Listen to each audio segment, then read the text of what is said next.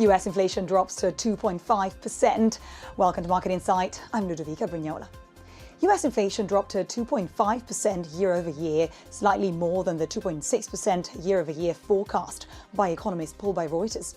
But core CPI rose more than expected, 0.3% in August.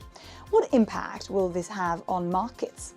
Well, to help answer all that and more, I'm joined by Aoifinn Devitt, CIO at London CIV. Thank you very much for being with us today. Right, mixed CPI figures we've seen. What do you make of all that?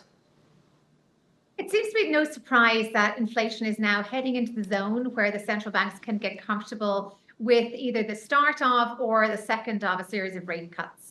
So this was certainly well anticipated. I would say, just as we're going to see in the UK, that it's not unusual to have a slight tick up in services inflation, the non-core part, because we are going to see the spending on holidays and other discretionary expenditure that comes from the school holiday. So I'd say that for the most part, it's now that very much as expected.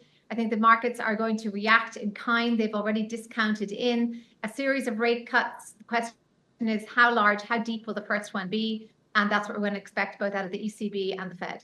And meanwhile, across the pond, the UK economy unexpectedly stagnated for a second consecutive month in July. But that's after a recession at the end of 2023. We did see the country actually growing more than any other G7 country in the first half of this year.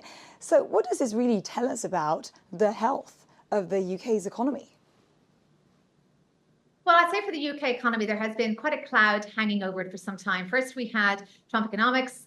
We had the fallout in the gilt market. We saw an equity market that languished behind other developed markets, the technical recession that you referred to, and now an election, a change of government, and expectations of a difficult budget. So quite a bit of negative overhang there in the UK economy. There's also has not been a great deal of activity, I'd say economic activity, and that would be really leading to that stagnation. The only upside has been a bit more interest in the stock market, not by domestic institutions, it should be noted, but by foreign institutions, perhaps picking over some good value there, a pick up in M&A as well, and a bit of strength in sterling, but it looked like other central banks were going to start cutting, and the Bank of England was likely to stand firm. Interesting. And let's get to Europe and to Germany in particular, because the purchase of Commerzbank's government shares by a single buyer, and that's UniCredit, it came as something of a surprise, given that in the past, Germany had actually expressed reluctance to allow Commerzbank to be acquired by a foreign buyer, which something that, could create an even stronger domestic competitor for Deutsche Bank. What's happening there? It's interesting. I suppose they're now initiating talks. We're at the beginning, perhaps, of a process. We don't yet know what the outcomes are likely to be. I would say it's an interesting coincidence that this all came really very much on the day or within 24 hours of a difficult piece of news for the banking sector in the US. It's clear that banks are struggling under this variable interest rate environment. They have struggled on the income side. We know that their capital state is often in question. There's still the overhang of the regional banks and that crisis, and the fact that we haven't had a recession. We hear creeping indicators of consumer weakness, but not yet that tipping into bankruptcy, into restructuring of some of the lenders. But we know that commercial property has problems. So a lot of clouds hanging over the banking sector at the moment. And so it's interesting and not surprising at all that there will be a seek to cut out costs, attain scale, and achieve synergies. And while banks are struggling, as you say, well, all eyes are on the ECB meeting. How much room do you think is really there to cut? It really depends on who you listen to. I think it's quite clear that the European economy has been sputtering along. And we know that it's very dependent on the outcome of the US election, because as a major trading partner with the US, any change in stance by the US around their trade policy is going to have a direct effect on Europe, as will any change in stance around their support of Ukraine. So there's a lot really hanging on the US election right now. Europe hasn't had that many green shoots in terms of growth.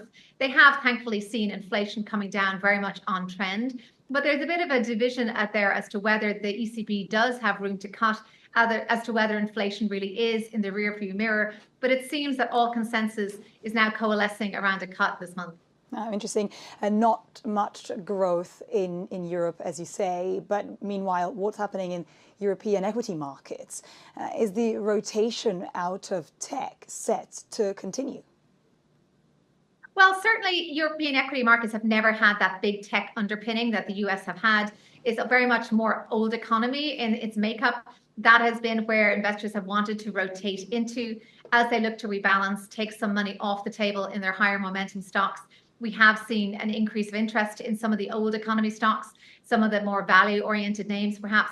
And equally, as interest rates are clearly heading downwards in every developed economy, any kind of bond substitutes, such as a dividend paying equity, and remember, many European equities do pay dividends, I'd suggest that that's leading to a little bit more support for European equities, as well as just the rebalancing phenomenon. They've underperformed for some time. I don't see any real drivers, though, of a particular momentum around the growth side of European equities today. Very, very interesting insights for Aoifinn Devitt, CIO at London CAV. Thank you very much for being with us today. Well, that is your market insight. Don't forget you can watch more videos on Reuters.com.